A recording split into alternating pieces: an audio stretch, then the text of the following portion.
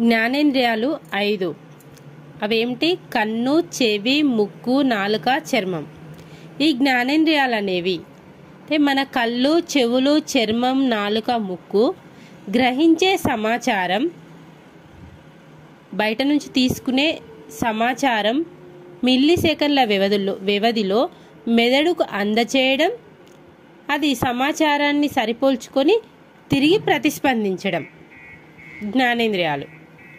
ఈ జ్ఞానేంద్రియాలు చూస్తే మనం కన్నులో ఉండే గ్రాహకం దృష్టి గ్రాహకం, నాడి కంటిలో ఉండే నాడి ఏది? దృక్నాడి.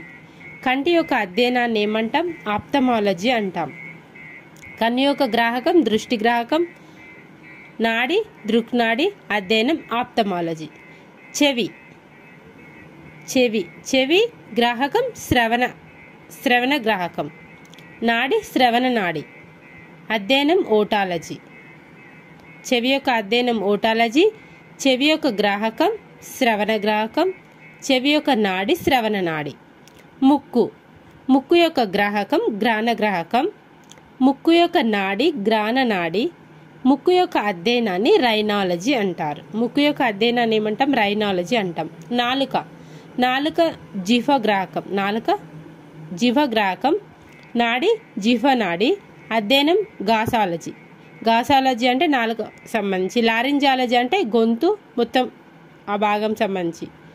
గాసాలజీ నాలుక యొక్క అధ్యయనం గాసాలజీ. చర్మం యొక్క గ్రాహకం స్పర్శ గ్రాహకం, నాడి స్పర్శ నాడి, అధ్యయనం డెర్మటాలజీ. చర్మం యొక్క గ్రాహకం ఇది స్పర్శ గ్రాహకం, చర్మం యొక్క నాడి స్పర్శ నాడి, చర్మం యొక్క అధ్యయనం డెర్మటాలజీ అంటారు.